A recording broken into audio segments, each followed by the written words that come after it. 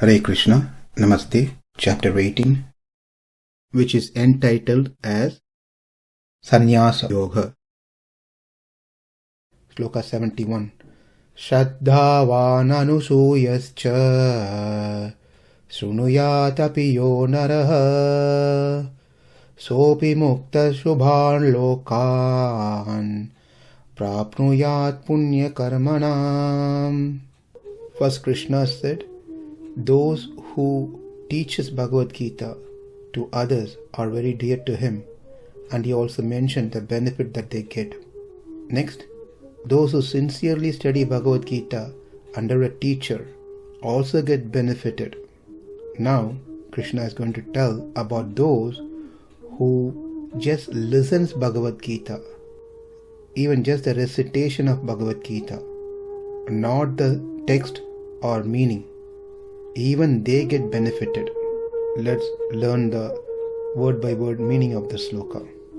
Ya naraḥ, the man who, śraddhāvān, with faith, earnestness, who's having interest to hear, anasūyaś, without opposing nature, without envying.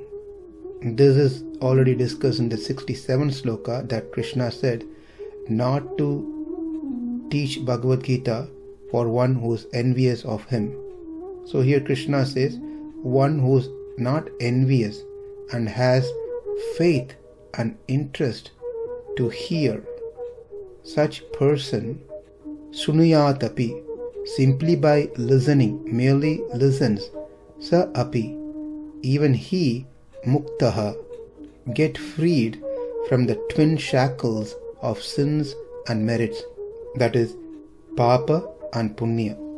Puṇya-karmaṇām, of devotees who has done lot of pious deeds. śubhāḻ lokān, the auspicious assembly, prāpnuyāt, shall attain. That is, such person who listens to Bhagavad Gita will get access to the assembly of devotees.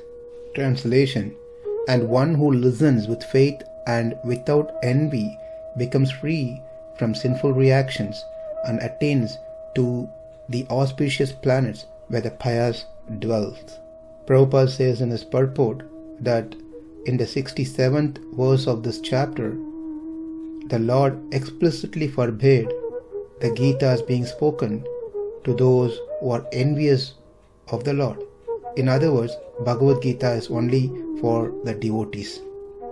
But Prabhupada raises a question in his purport. If that is the case, devotees of the Lord hold open classes on Bhagavad Gita, and in that class, not all the students are expected to be devotees. We know that. So Prabhupada himself raises a question and then later answers in his purport. The question is, why do such person holds open classes if Krishna very clearly says this is only for the devotees, not for those who are envious? The answer is, though not everyone is a devotee, still there are many men who are not envious of Krishna.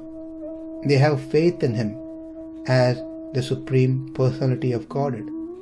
If such persons hear from a bona fide devotee about the Lord, the result is that they become at once free from all sinful reactions, and after that attain to the planetary system where all righteous persons are situated. Therefore, simply by hearing Bhagavad Gita, even a person who does not try to be a pure devotee attains the result of righteous activities. Thus, a pure devotee of the Lord gives everyone a chance to become free from all sinful reactions and to become a devotee of the Lord. So the point to be understood here, if such person who listens Bhagavad Gita with faith attains a planet of devotees, he goes there. What's going to happen to him is to now hear Bhagavad Gita with its meaning, and from that point onwards he grows spiritually. Krishna puts that person in the association of devotees. That is the key point from this sloka. We can take the word lokān as a different planet, like Loka, where Dhruva Maharaj is proceeding, who is a great devotee. Or we can take the lokān shabdam as Bhagavada Samoga, the association, assembly of devotees, which is within this world. These are two different interpretations we get from different acharyas. But the point here is, Krishna puts such person in the association and care of devotees, whether he goes to a different planet or whether he stays here. Why Krishna does that one? Because once he gets into the assembly of devotees, the devotees will surely teach this person Bhagavad Gita, its deeper meanings. That means at that stage he gets the benefit of what we studied in 70th sloka. He becomes a student, and gradually his bhakti grows and attains Krishna. So śraddhāvān, one who has faith and eagerness to hear Bhagavad Gita. This is an important factor. He must have faith that this Gita is spoken by Krishna, and he should not find fault in the Shastras, and he should have a quality of being respectful to teachers and ready to listen with humility, as we discussed in the 4th chapter.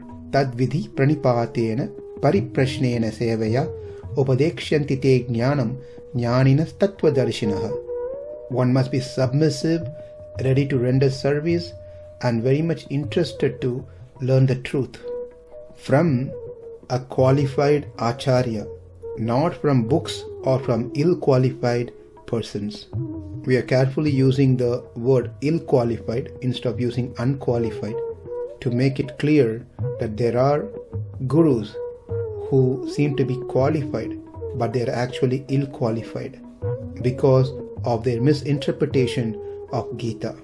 Such person who listens, sa api, he too, which means eventually, bit later compared to the others, will attain benefit. How does he attain benefit? Muktaḥ. Krishna frees that person from the bhaktyārambha virodhi, those obstacles which stops him to start bhakti.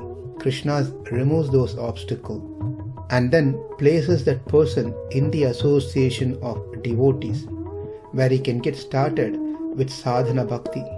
And then with that association of devotees, he learns what is bhakti, what is sharanagati, and then takes up the process and finally attains Krishna.